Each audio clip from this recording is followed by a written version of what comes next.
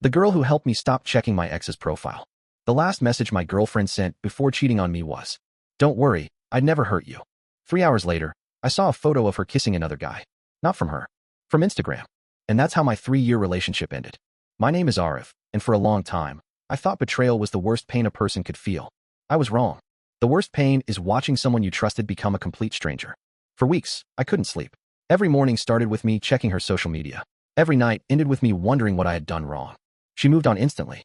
I was stuck replaying memories. Then came the final punch. One evening, she texted me. "I think we're better as friends." Friends? After cheating? After lying for months? I didn't reply. Instead, I stared at the message until my phone battery died. That night, I made a promise. Not to get revenge. Not to make her jealous. Not to prove anything. I promised myself that one day I'd become someone her betrayal couldn't destroy. The next few months were ugly. I buried myself in work. Started going to the gym. Read books. Deleted photos. Then downloaded them again. Then deleted them again. Healing wasn't a straight line. It was chaos.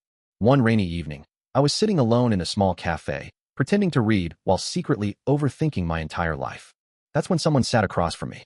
"You're holding the book upside down." I looked up. A girl with messy hair and a coffee cup in her hands was trying not to laugh.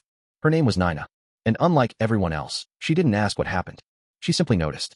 When I looked tired, she'd bring coffee. When I seemed distracted, she'd change the topic. When I was quiet, she never forced me to talk. It was strange. Most people wanted explanations.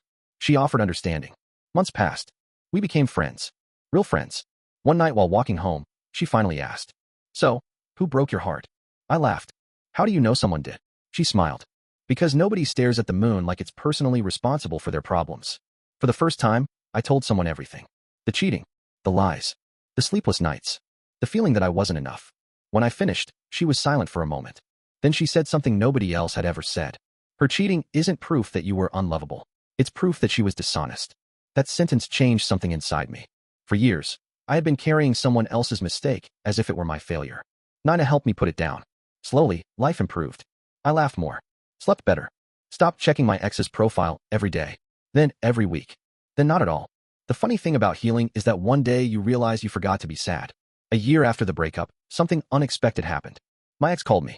Apparently, the guy she cheated with had cheated on her too. The irony was almost impressive. She wanted to meet. Wanted to talk. Wanted closure. A younger version of me would have run to her. Instead, I politely declined. Not because I hated her. Not because I wanted revenge. Because I no longer needed anything from her. The greatest revenge wasn't success. It wasn't making her jealous. It wasn't showing her what she lost. The greatest revenge was becoming happy without her. A few weeks later, Nina and I sat on the same cafe terrace where we'd first met. The rain had started again. She looked at me and smiled. "You're staring at the moon again." "Yeah," I said. "Thinking about problems?" I shook my head. "No." "Then what?" I looked at her. At the girl who stayed when she didn't have to. The girl who rebuilt parts of me that someone else had broken. The solution. For a second she froze. Then laughed.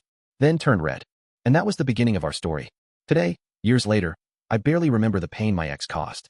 But I remember every small thing Nina did when I was rebuilding myself. Sometimes the person who breaks your heart isn't the love of your life. They're just the road that leads you to the person who is. And looking back now, getting cheated on wasn't the end of my story.